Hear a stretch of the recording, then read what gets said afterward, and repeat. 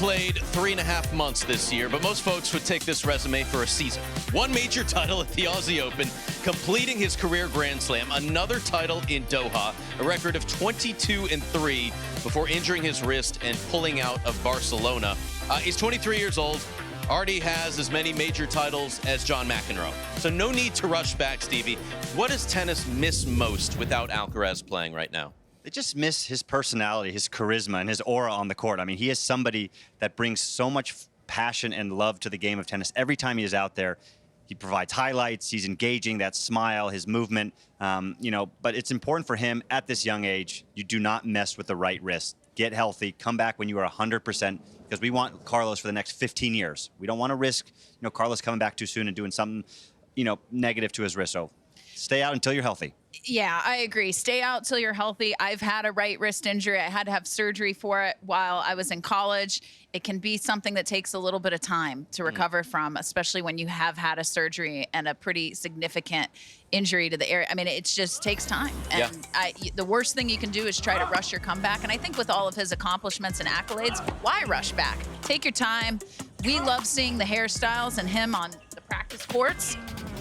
Stevie, what did you notice in these latest images that makes you believe he will or will not play Cincinnati and the U.S. Open? I mean, just the progression of what he's doing now, right? We saw him a few weeks back, kind of with that racket that was cut. He was doing some air swings over the ball, but still moving out there. But what gives me hope is this hairstyle.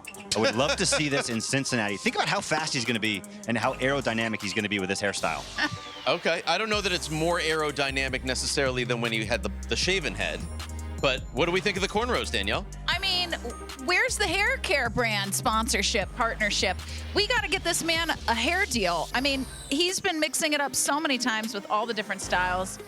I feel like that's a low-hanging fruit for so many of these brands. When you're a rock star, you can do anything with your hair. You can wear any outfit, and it just looks great. I mean, which of these styles, Stevie, is your favorite?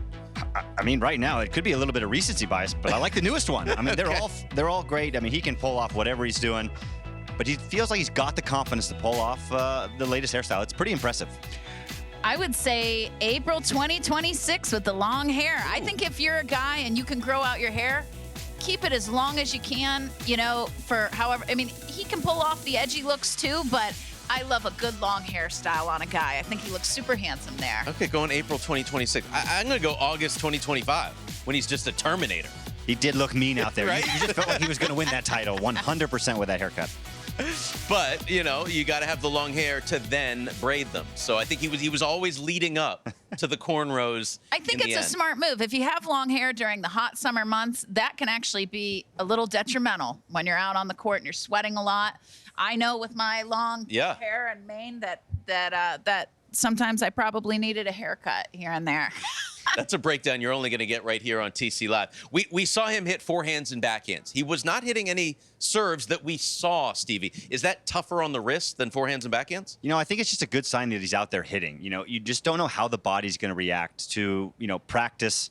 How's it going to feel the day after, 2 days after, that soreness? And then it's a completely different ball game when you come back and start playing matches. What's it going to feel like the day after when it's a live match? There's the pressure.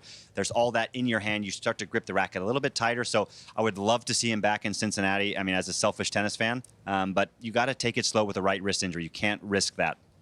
I have no idea. I mean, we see some clips of him practicing. Who knows? That could just be his warm-up, and he could be getting into some really intense practice. We truly don't know. So at this point, I mean, I think anything's possible for Carlos Alcaraz, but, caution is the name of the game when you're coming back from an injury. We all know that, right? Having had that injury, did you serve last? Like, was that the last part of the recovery process? I think so, but, you have to work your way up to serving a lot, especially on the men's side and ahead of U.S. Open. He knows at the U.S. Open, a lot of 3 out of 5, you're going to be serving a ton. I mean, I never even had to think about playing 5 sets ever in my career. So on the men's side, you have to be prepared and you have to have gone through the reps to have the confidence to get through those types of matches. All right. Carlos Alcaraz is your defending Cincinnati champion. He's your defending U.S. Open champion. We certainly hope he is able to pull up and defend both of those titles.